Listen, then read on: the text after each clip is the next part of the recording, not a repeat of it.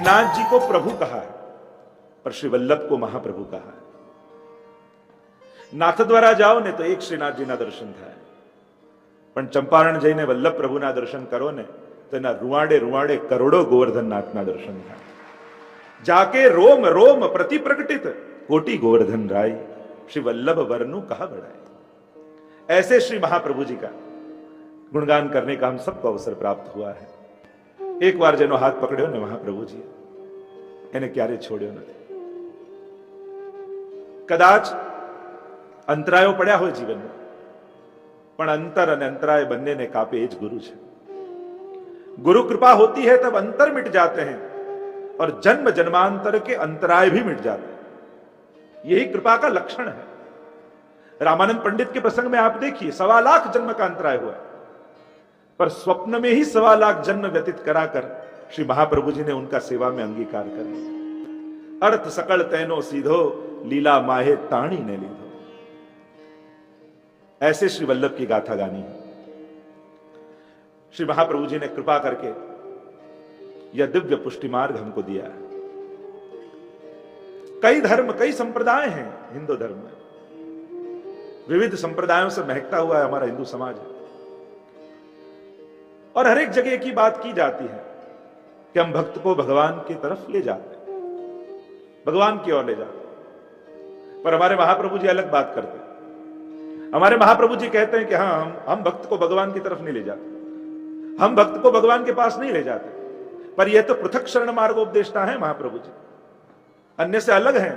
ये कहते हैं मैं भक्त को भगवान के पास नहीं ले जाता, पर भगवान को अपनी गोद में ले जाकर भक्त की गोद में पधरा देता। यह पुष्टि मार्ग की दिव्यता है। घर घर ने व्रज बनावानुं कार्य कोई कर्યું હોય તો આચાર્ય ચરણ શ્રી મહાપ્રભુજીએ કર્યું છે। એ મંદિરોમાં બંધાયેલા પ્રભુને મંદિરોથી કાઢી ઘર ઘરને મંદિર બનાવવાની ક્રાંતિ કોઈએ કરી હોય તો 500 વર્ષ પૂર્વ મહાપ્રભુજીએ કરી છે। अब जो भई सो कबहू न भई। अन्य जगह अन्य लोग कलयुग को बड़ी गालियां देते हैं, कलयुग ऐसा है, कलयुग यूं है, कलयुग ऐसे दोष वाला है। पर हमारे वल्लभी जन तो कहते हैं कि सब जुगते अधिकाई कलयुग। क्यों? सब युग से श्रेष्ठ कलयुग क्यों है? क्योंकि जा जुग में श्री वल्लभ प्रगटे और सेवा रीत दिखाई।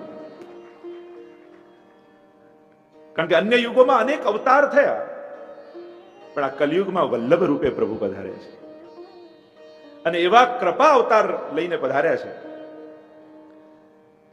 અને કૃપા એ જ છે ને, પ્રભુ જેના વર્ણનો વિચાર કરે, નિસ્સાધન જનને સહજમાં સ્વીકાર કરી લે। આ કૃપા માર્ગ છે પુષ્ટિ માર્ગ। પુષ્ટિનો અર્થ જ થાય કૃપા। પોષણમ તદનુગ્રહ, અનુગ્રહનો માર્ગ એ કૃપા માર્ગ। અને એ કૃપા સૌથી મોટી કઈ કે પ્રભુ પોતાની સર્વ મહત્તાઓને છોડી ભક્તોના ઘરમાં આવી સહજ બનીને બિરાજી જાય, એ જ આ પુષ્ટિ છે। सकल भुवन मध्य निर्धनास्तेपि धन्या। भागवत के महात्म्य में भी आया, वह निर्धन धनवान है जिनके घर में स्वयं प्रभु विराजते हैं। आ त्रिलोकनो नाथ मोटा मोटा देवताओने स्वप्નમાં પણ દર્શન નથી આપતો। એ ત્રિલોકનો નાથ મહાપ્રભુજીની કાની થી પોતાના વૈકુંઠના સઘળા સુખો છોડી અને વૈષ્ણવના રસોડાના 2 બાય 2 ખાનામાં રહેવા તૈયાર થઈ જાય છે। વિચાર તો કરો કેવી કૃપાનો આ માર્ગ છે। કૃપા માર્ગનું પહેલું લક્ષણ છે કે ભગવાન પોતાની ભગવત્તા ભૂલી ભક્તને વશ બની જાય, એ જ કૃપા માર્ગ। તમારી સગવડતામાં ગોઠવાઈ જાય ઠાકોરજી, એ આ પુષ્ટિ માર્ગની મહત્વ। મર્યાદા માર્ગમાં ભક્ત હંમેશા ભગવાન પાસે જઈને કે પ્રભુ સાથે રહેજો, સાથે રહેજો, જોડે રહેજો। પણ પુષ્ટિ માર્ગમાં ઊંધું છે। અહીંયા તો વારે ઘડીએ ભગવાન યાદ અપાવે, ડરતો નહીં, હું તારી સાથે છું, ગભરાઈશ નહીં, જીવનમાં હું તારી જોડે છું। ડગલે ને પગલે ઠાકોરજી આપણને સ્મરણ કરાવે છે, તારી જોડે દુનિયાનો કોઈ વ્યક્તિ ઉભો હોય ન હોય, હું સદાય તારી સાથે છું। અને આ બળ સાથે વૈષ્ણવ જીવે છે। આ તાકાત महाप्रभुजीએ પુષ્ટિ માર્ગી જીવોને આપી છે। ये ताकत हमको महाप्रभु जी ने दी है कि दुनिया आपके साथ हो न हो, मेरे पधराए हुए ठाकुर जी तो सदा आपके साथ है। અને એટલે જીવનમાં ગમે તેવી પરિસ્થિતિ આવે, એ મહેલમાં રહેતા હોઈએ કે ઝૂંપડામાં, બધા સાથ છોડીને જતા રહે, लेकिन ठाकुर जी कभी हमारा साथ नहीं छोड़े। यह पुष्टि मार्ग की महत्ता है। यहां भगवान चिंतित रहते हैं भक्त के लिए। ऐसा पुष्टि मार्ग श्री महाप्रभु जी ने हमको दिया। ऐसे पुष्टि मार्ग के हम पथिक हुए हैं। ये वल्लभियों का मार्ग है। वल्लभी कौन? देखो, 84 वैष्णव की वार्ता में पहली वार्ता ही दामोदर सरसानी जी की आती, और उनके प्रसंग में ही आया महाप्रभु जी दामोदर दास जी को दमला कह के बुलाते। तो भाव प्रकाश में लिखा, मल न हो अमल, तो ये तो समझ में आवे, पर दमला क्यों? दमला सो अमला। तब कहा केवल अमल नहीं कहा, अमला कहा, तो उसमें क्या भेद? तो भाव प्रकाश में समझाया, जिसके मन के सभी दोष निवृत्त हो गए हों वो अमल है, पर दोष निवृत्ति के बाद जिसको स्वरूप ज्ञान हुआ हो और जिसके हृदय में प्रभु से भी अधिक महाप्रभु जी के लिए श्रद्धा हो, वही है दमला और वही है अमला। ऐसे वल्लभियों का मार्ग ये पुष्टि मार्ग है कि जहां प्रभु से भी अधिक महाप्रभु जी को करके माना। और इसीलिए एक बार जब गुसाई जी ने प्रश्न किया दमला जी को, कहा आप श्री वल्लभ को कहा करके जानो, क्या करके जानते हो आप महाप्रभु जी को? दमला जी ने बड़ा सुंदर उत्तर दिया, मैं श्री वल्लभ को प्रभु से भी अधिक करके मानता हूं। तो पुनः प्रश्न किया, प्रभु से अधिक क्यों? प्रभु को देने वाले महाप्रभु हैं, प्रभु से अधिक क्यों? तब बड़े सुंदर अर्थ करते हुए दमला जी ने कहा, देखो दान बड़ो के दाता। गुसाई जी से पुनः प्रश्न किया कि दान बड़ा के दाता, करोड़ों का ढगला पड़ा हो पर कोई देने वाला ही ना हो तो वह धन स्वयं चलकर नहीं जा सकता। वैसे ही दान श्रीनाथ जी हैं, बड़े अनमोल हैं, पर वह स्वयं नहीं जीव के पास जा सकते, पर उस अनमोल दान रूपी श्रीनाथ जी रूपी दान को देने वाले श्री महाप्रभु जी हैं। इसलिए मैं प्रभु से भी अधिक श्री महाप्रभु जी को करके मानता, क्योंकि हम कहां जानने वाले थे प्रभु को? श्री महाप्रभु जी ने बताया ये प्रभु हैं, उनके स्वरूप को हमें समझाया, तभी हम उनको जान पाए, उनकी सेवा कर पाए। और इसीलिए पुष्टि मार्ग की विशेषता यही है। एक बार एक वैष्णव ठाकुर जी पुष्टाने के लिए गए आचार्य श्री के पास, और ठाकुर जी पुष्ट कर कर दे दिए। वैष्णव बैठे रहे, हुआ कि अभी समझाएंगे कैसे सेवा करनी, कैसे भोग धरना, कैसे झारी भरनी। 5 मिनट 10 मिनट आधा घंटा हो गया, घंटा भर हो गया। वैष्णव ने पूछा, जयराज ठाकुर जी पुष्टा तो दिए, पर समझाइए तो सही, कैसे भोग धरना, कैसे श्रृंगार करने, कैसे झारी भरनी। तब वल्लभ कुल के आचार्य श्री ने कहा, देखो वैष्णव, ये पुष्टि मार्ग है, यहां हम वैष्णव को नहीं समझाते, यहां हम ठाकुर जी को समझा देते हैं कि प्रभु ये जैसे झारी भरे आपको आरोगनी है, ये जैसे भोग धरे आपको आरोगना है, ये जैसे सेवा करे आपको स्वीकारनी है, बस आपको उनके वश होकर रहना। ये पुष्टि मार्ग की महत्ता है। तो ऐसा मार्ग हमको मिला। गोकुलनाथ जी ने तो कहा अपने वचनामृत में कि भक्ति मार्ग तो बहुत है, पुष्टि मार्ग तो केवल रस को नाम है। यहां तो केवल भक्ति का रस है, और जो ये रस को जान जाता है, चाख लेता है, क्योंकि वह रस है क्या? रोम रोम रस छल के श्री वल्लभ, रोम रोम रस छल के, वह रस तो श्री वल्लभ में भरा हुआ है। देखो नाम ही है सर्वोत्तम। कई स्तोत्र पुष्टि मार्ग में हैं, कई ग्रंथ हैं, पर किसी को सर्वोत्तम नहीं कहा। आ स्तोत्र ने सर्वोत्तम स्तोत्र कहा, क्योंकि सर्वथी सर्वमा અને सर्वत्र जो उत्तम होय એ જ सर्वोत्तम हो सके, और वह केवल श्री वल्लभ है। सर्वथी सर्वमा અને सर्वत्र, ऐसे सर्वोत्तम स्तोत्र का। और व्यक्तिगत रूप से जो मैं कहने जाऊं तो मुझे जिस स्तोत्र में आसक्ति है वह ये सर्वोत्तम स्तोत्र है। साक्षात श्री वल्लभ का जो अनुभव कराने का सामर्थ्य रखता है, अरे उसकी तो फलरूप तो कहा, कृष्णाधरामृता स्वाद सिद्धि रत्र न संशय है। रास में जो ब्रज भक्तों को मिला वह आनंद देने का सामर्थ्य कोई स्तोत्र में हो तो वह सर्वोत्तम स्तोत्र में है। 7 दिनों तक चर्चा करेंगे। वल्लभ के विविध प्रकार के स्वरूपों की चर्चा करेंगे। जैसे ठाकुर जी हैं, कृष्ण हैं, हम कहें हम कृष्ण को मानते हैं, तो कोई कि कौन से कृष्ण को? वो गोपियों के मध्य में रास मंडल में जो रासेश्वर है उसको, जो यशोदा जी की गोद में खेल रहा है उसको, जो महाभारत के रण संग्राम में शंख फूंकता है उसको, या अष्टपटरानियों के साथ जो द्वारिका में विराजमान है उसको? कौन से कृष्ण को मानते हो? एक स्वरूपासक्ति, लीलाशक्ति ये भक्तों में रहती है। वैसे ही कौन से वल्लभ की चर्चा करनी है? जो स्वयं गुसाई जी के हृदय में विराजमान है वो वल्लभ, रसमय स्वरूप से जो सो गुसाई जी के हृदय में विराजमान है, या फिर भावात्मक स्वरूप से जो दमला जी के हृदय में विराजमान है वो वल्लभ, या फिर सौंदर्य युक्त स्वरूप से जो स्वयं श्री ठाकुर जी के हृदय में विराजमान है ऐसे श्री वल्लभ? कौन से वल्लभ के स्वरूप की चर्चा करें? ये सभी स्वरूपों की चर्चा होगी,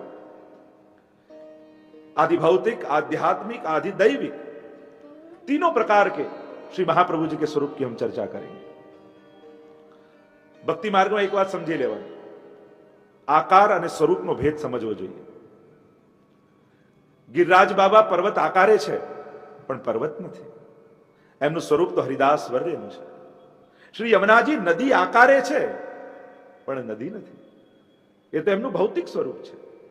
નમત કૃષ્ણ તુર્ય પ્રિયામ, ઠાકોરજીના ચતુર્થ પ્રિયા છે। वैसे ही श्री महाप्रभु जी मनुष्य आकार से हैं पर मनुष्य नहीं है।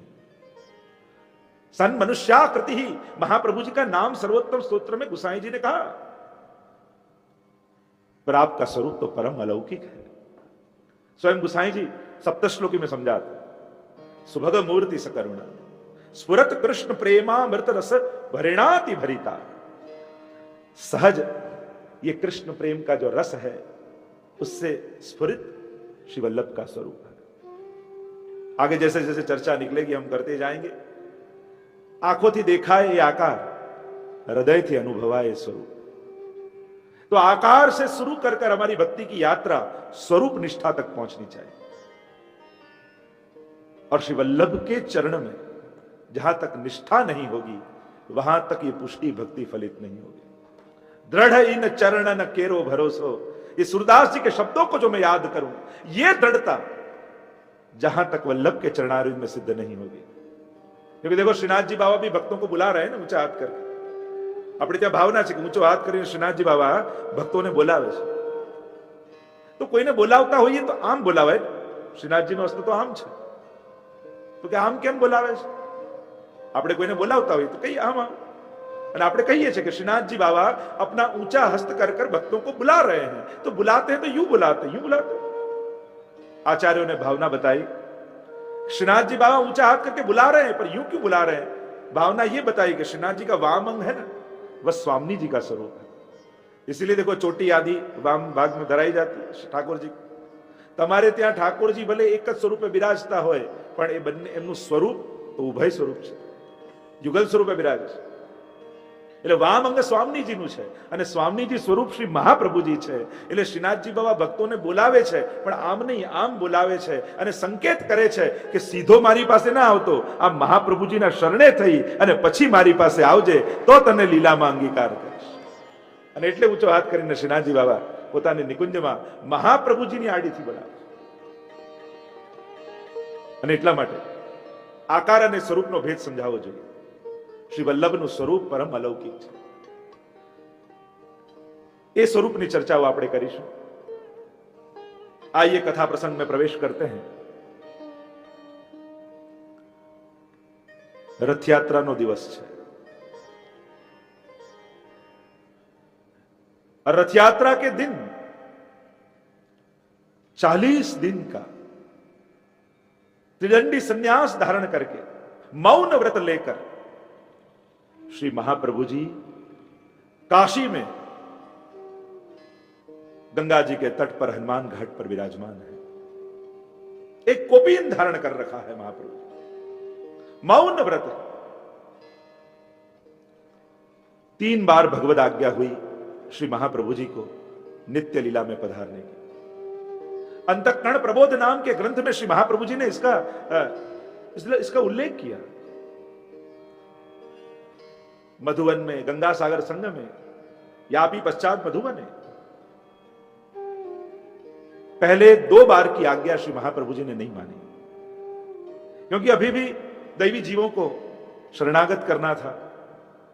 महाप्रभु जी को भागवत जी पे सुबोधनी आदि ग्रंथ लिखने थे, तो जो अवतार कार्य बाकी था, 2 आज्ञाएं महाप्रभु जी ने ठाकुर जी की नहीं मानी, और इससे महाप्रभु जी को बड़ा खेद हुआ। अंतःकरण मद्वाक्यम सावधानतया शृणु, कृष्णात् परम नास्ति दैवम वस्तुतो दोष वर्जितम। अंतःकरण प्रबोध नाम का ग्रंथ महाप्रभु जी ने लिखा। तीसरी बार आज्ञा हुई, हे श्री वल्लभ, आपका वियोग, आपका विरह अब सहन नहीं होता, आप पुनः लीला में पधारिए। और अब महाप्रभु जी काशी में हनुमान घाट पर विराजमान है। गोपीनाथ जी और गुसाई जी अल्प आयु के हैं, आए हैं श्री महाप्रभु जी के पास। दोनों 2 हाथ जोड़कर, मस्तक नवाकर आचार्य चरण के सन्मुख आकर खड़े हो गए। विनंती की, हमारे लिए क्या आज्ञा है। महाप्रभु जी का तो मौन व्रत था, અને એટલા માટે મહાપ્રભુજીએ ગંગાજીની રજ પર પોતાની ઉંગલીથી લખ્યું, જેને શિક્ષા શ્લોકી નામનો ગ્રંથ આપણે કહીએ છીએ। યદા બહિર્મુખાયુયમ ભવિષ્યત કથંચન તદા કાલ પ્રવાહસ્થા દેહ ચિત્તાદયોપ્ય। જો તમે બહિર્મુખ થશો તો કાલના પ્રવાહમાં વહી જશો। સર્વથા ભક્ષયિષ્યંતિ, આ કાલ તમારો ગ્રાસ કરી જશે। પણ કહેવાય છે કે એ જ સમયે સાક્ષાત ગોવર્ધનનાથજી પ્રગટ થયા અને ગ્રંથને પૂરો કરતા એક ભરોસો આપતા સમગ્ર વૈષ્ણવ સમાજને, આચાર્ય કુળને, કે મયી ચેદસ્તિ વિશ્વાસ શ્રી ગોપીજન વલ્લભે તદા કૃતાર્થાયુયમ હિ શોચનીયમ ન કરે છે। મુજ ગોપીજન વલ્લભમાં જો તમને ભરોસો છે તો તમારું કોઈ કાંઈ બગાડી નહીં શકે। શિક્ષા શ્લોકી નામનો ગ્રંથ ઉપદેશીને લખ્યો। સાષ્ટાંગ દંડવત પ્રણામ કર્યા છે મહાપ્રભુજીને, અને રથયાત્રાની સાંજે સમય થયો અને રથયાત્રાના દિવસે હજારોની ભીડ ગંગાજીના કિનારા ઉપર ઉમટી છે। આજે મહાપ્રભુજી સદૈવ ભગવદ લીલામાં પધારવાના છે। અનેક અનેક વૈષ્ણવો, વિદ્વાનો, આચાર્યો ત્યાં આવીને દર્શન કરવા માટે ઉભા છે। નિજ વાર્તા અને ઘરુ વાર્તામાં તો મહાપ્રભુજીને પ્રશ્ન કર્યો કે હે શ્રી વલ્લભ, આપ જ્યારે ભૂતલનો ત્યાગ કરીને પધારશો તો આ દૈવી જીવોને, આ વલ્લભી જીવોને આપનો સાક્ષાત આ ભૂતલ પર અનુભવ કેમ થશે, કઈ રીતે થશે? ત્યારે મહાપ્રભુજી આજ્ઞા કરી, આ 6 સ્વરૂપોમાં રૂપે હું સદા ભૂતલ પર બિરાજીશ, અને આમાંથી કોઈ એકનો પણ આશ્રય કરશે તો એને સાક્ષાત મારો અનુભવ થશે। અને 6 સ્વરૂપ કહેતા શ્રી મહાપ્રભુજીએ કહ્યું, મારા ગ્રંથોમાં હું સદા બિરાજું છું, મારા હસ્તાક્ષરમાં હું બિરાજું છું, મારી પાદુકાજીમાં હું બિરાજું છું, મારા વંશમાં હું બિરાજું છું, મારી માલાજીમાં હું બિરાજું છું, અને મારી બેઠકજીમાં હું પ્રગટ સ્વરૂપે બિરાજું છું। આ 6 માંથી એક તત્વનો પણ કોઈ જીવ આશ્રય કરશે તેને સાક્ષાત મારો અનુભવ થશે। અને આ શ્રી વલ્લભની આજ્ઞા આજે આપણા બધાનો અનુભવ। આ 6 માંથી એક તત્વનો પણ આશ્રય કરીએ ને તો આપણને એવો અનુભવ થાય જાણે સાક્ષાત મહાપ્રભુજીના સાનિધ્ય મેળવીને આવે। શ્રી મહાપ્રભુજીએ આજ્ઞા કરી, આ 6 સ્વરૂપે હું સદાય બિરાજીશ। આજે પણ વૈષ્ણવો ભરોસો રાખજો, આ 6 માંથી એક તત્વનો પણ આશ્રય કરશો। ઘણા લોકો કહે યમનાષ્ટકનું ભાષાંતર બોલીએ તો ન ચાલે, આ પાઠનું ભાષાંતર વાંચી જઈએ તો ન ચાલે। સમજવા માટે ચાલે, પણ યમનાષ્ટકમાં શ્રી વલ્લભની વાણી છે। વદતિ વલ્લભ શ્રી હરે, આ શબ્દ જ્યારે તમે બોલો ત્યારે એમાં વલ્લભની વાણી ભળી જતી હોય છે। પ્રયાસ કરજો એ વાણીનો આશ્રય કરી શકાય. કોશિશ કરશો તો આવડી જશે. પ્રયાસ કરો, ગ્રંથોનો આશ્રય કરો. દરેક વૈષ્ણવે હું પાઠ કરું છું એમ ન વિચારો, હું વલ્લભની વાણીનો આશ્રય કરું છું. એ તાકાત વલ્લભની વાણીની છે. તસ્યાશ્રયો ભવેત કૃષ્ણ ઇતિ શ્રી વલ્લભો બ્રવીત. કૃષ્ણાશ્રયમાં જ્યારે આ મહાપ્રભુજીએ લખ્યું, ટીકામાં આચાર્યોએ લખ્યું કે જ્યારે ઠાકોરજીએ એ યમલા અર્જુનના વૃક્ષો હતા નંદાલયના આંગણામાં, પૂર્વમાં કુબેરના પુત્રો હતા, ઋષિનું અપમાન કર્યું, શ્રાપ લાગ્યો કે તમે જડ બુદ્ધિ વાળા છો તો જડ થઈને પડશો, વૃક્ષ બનશો. અને ઋષિ પાસે ક્ષમા માંગી તો કહ્યું વૃક્ષ તો બનશો પણ તમારો ઉદ્ધાર ઠાકોરજી કરશે. અને એટલે નંદાલયના આંગણાના વૃક્ષો બન્યા અને ઠાકોરજી ઉખલ લીલામાં એ વૃક્ષોનો ઉદ્ધાર કર્યો. આપણે જાણીએ છીએ. ત્યારે આચાર્ય ટીકામાં એમ જણાવ્યું કે જેમ એક ઋષિનું વચન રાખવા માટે ઠાકોરજી એ વૃક્ષોનો ઉદ્ધાર કરી શકે, એક સાધારણ ઋષિનું વચન રાખવા માટે ઠાકોરજી આ લીલા કરે અને એ વચનોને સિદ્ધ કરે, તો સ્વયં પ્રભુના મુખારવિંદ રૂપ શ્રી મહાપ્રભુજી જ્યારે કહેતા હોય કે આશ્રય સિદ્ધ થશે, તો પછી ઠાકોરજી એ શબ્દોને કેમ ઉથાપી શકે? तस्याश्रयो भवेत कृष्ण इति श्री वल्लभो ब्रवीत. ऐसा जब महाप्रभु जी कहते हो तो ठाकुर जी उस वचनों को निरर्थक नहीं कर सकते, क्योंकि वल्लभ की वाणी अच्छा स्वरूपे महाप्रभु जी विराजे છે. મહાપ્રભુજી સદે લીલામાં પધારવાની તૈયારી કરી રહ્યા છે. હજારો વૈષ્ણવની ભીડ ચારે બાજુ ઘેરાઈ છે. એ અલૌકિક સ્વરૂપના મહાપ્રભુજીના દર્શન થઈ રહ્યા છે. હનુમાન ઘાટના એક એક સીડીઓને ઉતરતા શ્રી મહાપ્રભુજી જલમાં પધારે છે. ચારે બાજુ મહાપ્રભુજીના જયઘોષ થઈ રહ્યા છે. બોલીએ વલ્લભાધીશ કી જય, વલ્લભાધીશ કી જય. ચારે બાજુ મહાપ્રભુજીના જયઘોષ થઈ રહ્યા છે અને શ્રી વલ્લભનું ચિત્ત યુગલ સ્વરૂપની નિત્ય લીલામાં છે. એક એક સીડીઓની નીચે ઉતરતા ઉતરતા ઉતરતા ગંગાજીના જલમાં શ્રી મહાપ્રભુજી પધારે છે. અંદર ચાલતા ચાલતા જલમાં કટી સુધી મહાપ્રભુજી પધાર્યા. દ્રષ્ટિ ઉપર કરી અને જાણે સમસ્ત લોકોને સમૂહ રૂપે દર્શન થયું. એક તેજ પુંજ નીકળ્યું અને સીધું અલૌકિક નિત્ય લીલા ધામમાં જઈને પ્રાપ્ત થયું. બોલો શ્રી વલ્લભાધીશ કી જય. આપણે ત્યાં આ લીલાને મહાપ્રભુજીની આસુર વ્યામો લીલા કહેવાય છે. आसुर व्यामो लीला कही जाती, क्योंकि वल्लभ भूतल छोड़कर वल्लभियों के लिए तो गए ही नहीं. वल्लभियों के लिए तो वल्लभ भूतल पर ही है, पर आसुरी जीवों को मोह जगाने वाली लीला वही है आसुर व्यामो लीला. आसुरी जीवों ने मोह पमाड़वा वाली लीला.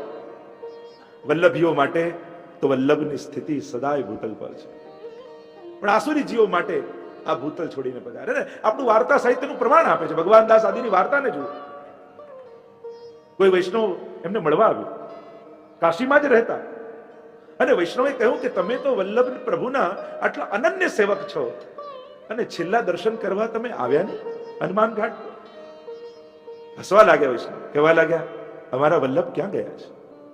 અરે હું જોઈને આવ્યો, હનુમાન ઘાટ પર શ્રી મહાપ્રભુજી જલમાં પધાર્યા અને તેજ પુણ્ય રૂપે નિત્ય લીલામાં પ્રાપ્ત થયા. મેં મારી આંખે જોયું છે. હસવા લાગ્યા. કહ્યું કે આવ મારી સાથે, મહાપ્રભુજીના દર્શન કરવા છે. એ ભૂતલ છોડીને પધારે, આવ મારી સાથે. અંદર લઈ ગયા.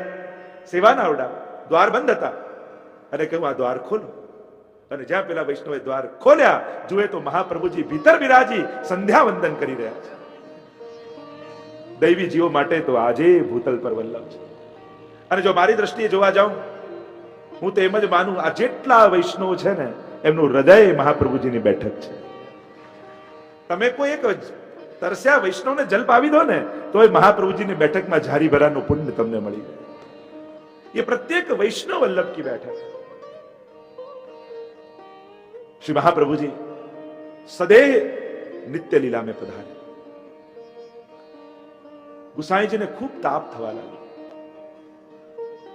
એટલો તાપ હૃદયમાં જાગ્યો, શ્રી વલ્લભના સ્વરૂપને કેમ કરીને હું જાણું? અલ્પાયુ છે ગુસાઈજી. શ્રી મહાપ્રભુજી માટે અતિશય વિરહ થવા લાગ્યો. દમલાજી પાસે આવ્યા, પધાર્યા ગુસાઈજી અને કહ્યું હરસાનીજી, श्री वल्लभ के स्वरूप को कैसे करके जाना जाए, कैसे करके हम जाने। तब हरसानी जी ने कहा, प्रभु चरण, श्री वल्लभ तो आपके हृदय में विराजमान है, नेत्र बंद कर कर केवल उनको स्मरण कीजिए, वल्लभ के स्वरूप की गूढ़ भावनाएं आपके हृदय में अपने आप जागृत हो जाएगी। आपके भीतर महाप्रभु जी विराजमान। દમલા जी પધાર્યા અને ગુસાઈજીના હૃદયમાં એવો વિરહ શ્રી મહાપ્રભુજીને જાણવાનો થયો, એ સ્વરૂપના અનુભવનો થયો કે વિરહ પ્રબળ થતા થતા વિપ્રયોગ ધર્મી સ્વરૂપે પહોંચી ગયો। અને જ્યારે વિપ્રયોગ ધર્મી સ્વરૂપનો અનુભવ થાય, એ વિપ્રયોગનો અનુભવ થાય, આપણે ત્યાં ચાર પ્રકારે અનુભવ ગયા: સંયોગ ધર્મ સ્વરૂપ, સંયોગ ધર્મી સ્વરૂપ, विप्रयोग धर्म स्वरूप और विप्रयोग धर्मी स्वरूप। थोड़ी क्लिष्ट बात है, इसलिए अभी मैं इसका विस्तार नहीं करूंगा। पर विप्रयोग धर्मी स्वरूप एटली एवी अवस्था कि विरहમાં एवी अवस्था આવી જાય કે એક જ ક્ષણે સર્વ લીલાઓનો અનુભવ થવા લાગે। અને ગુસાઈજીને મહાપ્રભુજીના સ્વરૂપનો વિપ્રયોગ ધર્મી સ્વરૂપનો અનુભવ થયો અને એક જ ક્ષણે મહાપ્રભુજીની સર્વ લીલાઓ શ્રી ગુસાઈજીની સન્મુખ પ્રગટ થવા લાગી। और एक एक स्वरूप जब सन्मुख प्रकट होने लगा, श्री गुसाई जी को दर्शन होने लगे और गुसाई जी के मुख से सर्वोत्तम स्तोत्र की नामावलियां प्रकट होने लगी। आनंदाय नमः, परमानंदाय नमः, श्री कृष्णास्याय नमः। एक एक स्वरूप को देखते देखते श्री गुसाई जी एक एक नाम प्रकट कर रहे। सर्वोत्तम स्तोत्र गुसाई जी ने बनाया नहीं है, गुसाई जी को अनुभव हुआ है। गुसाई जी को ऋषि कहा है सर्वोत्तम स्तोत्र का, और ऋषि किसे कहते हैं? ऋषयः मंत्र दृष्टारः। मंत्र बनाए वो ऋषि नहीं, पर जिसको ध्यान में, जिसको भक्ति के अनुभव में वो मंत्र दिखाई दे, जो देखता है मंत्र को, वो ऋषि है। और इसीलिए यहां कहा है सर्वोत्तम स्तोत्र में, ऋषि अग्नि कुमारस्त। स्वयं गुसाई जी इस मंत्र के ऋषि है। सर्वोत्तम स्तोत्र गुसाई जी रच्यु નથી, सर्वोत्तम स्तोत्र गुसाई जी अनुभव्યું છે। इस स्वयंभू, जैसे भागवत जी की रचना हुई और नारद जी पधारे और व्यास जी से कहा कि भागवत जी तो आपके हृदय में विराजमान है, और जहां कृपा हुई नारद जी की और भागवत जी समाधि भाषा में दिखाई देने लगे, अनुभव होने लगे, और व्यास जी ने उसकी रचना की, उसी प्रकार से श्री गुसाई जी को सर्वोत्तम स्तोत्र का अनुभव हुआ है, दर्शन हुआ है। और इस प्रकार सर्वोत्तम स्तोत्र की रचना हुई।